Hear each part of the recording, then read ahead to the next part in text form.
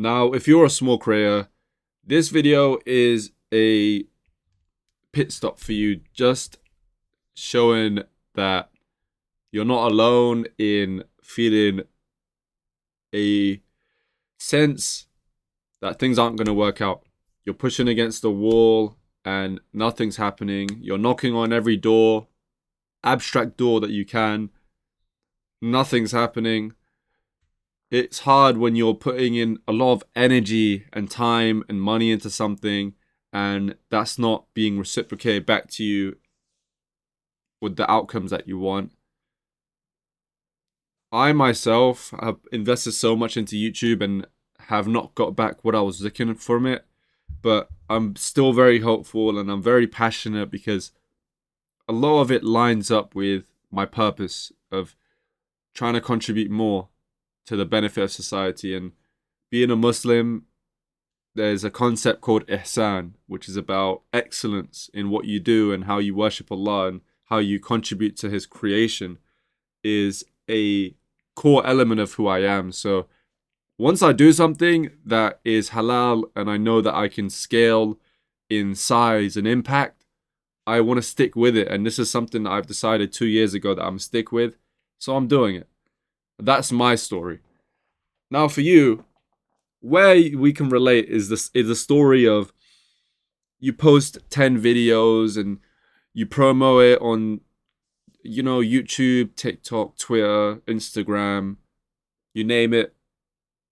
Nothing comes from it that is significant to you.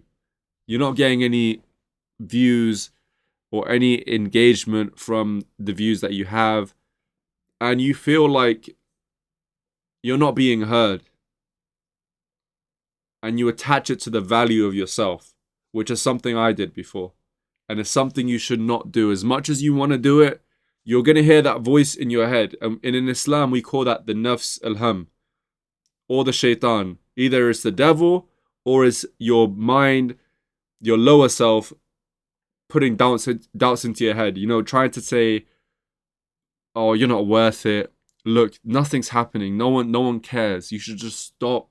No one cares about you. Those related ideas of doubts, fears happen.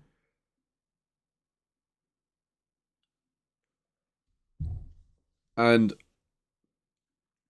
it's hard. No matter how I put it, it's difficult.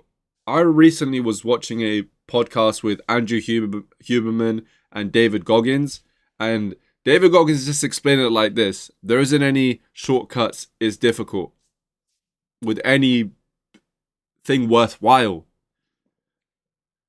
It's the same with YouTube. When you go through these phases of mental exhaustion and you don't feel that you're doing well, you're going to have to push through it. Focus on the things you can control, how you can improve it. Surround yourself with people that you can speak to about it, which is my own thing that I never did, that I wish I did from early. It doesn't mean spewing it all over your family and your friends and sparking up that discussion with them, because not everyone cares, especially if it's not what they want to do. It's like going to someone who is an engineer and trying to talk to them about medicine. I mean, on a talking level, they'll want to have a conversation with you, but it has nothing to do with what their life is around. So you need to be considerate that not your family and friends don't, just because they're your family and friends doesn't mean they care about what you're doing as a passion. They care about you as a person, so they'll listen to you. Where you should find your circle is people who do YouTube as a passion or as a hobby. There's so much more value you can get out of talking to people in similar career paths. So look at it as a career. And in the same way, when you're in a career, you're not going to talk to a business developer about software engineering. So surround yourself with people that do YouTube, and it'll be a good place for you to speak to people when you feel that doubt, or to encourage other people when they feel doubt. I find myself, when even in my biggest doubtful moments, phases, when I speak to other people and give them words of encouragement based off the advice they want to hear, it reinforces that into my own subconscious. I remember that at a time when I need it the most. So remember that as well. And focus on what you're trying to get out of this.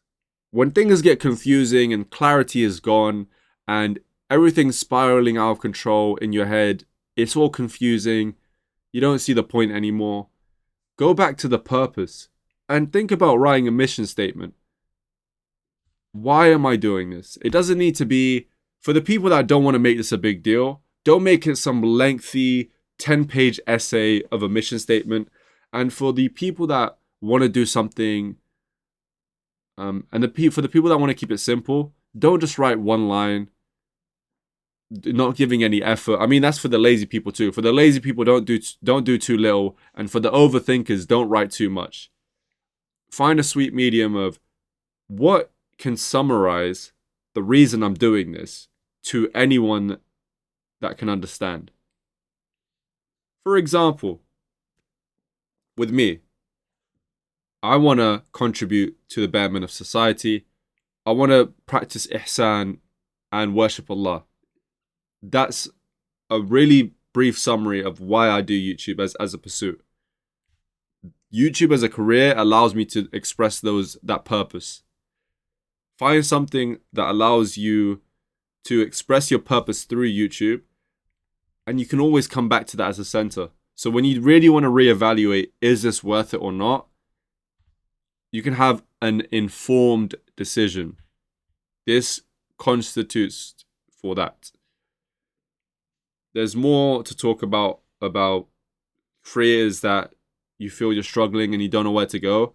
But this little video is great in itself to keep it going for now. Keep it going for now. And this is from a small creator, by the way. This is not a big creator.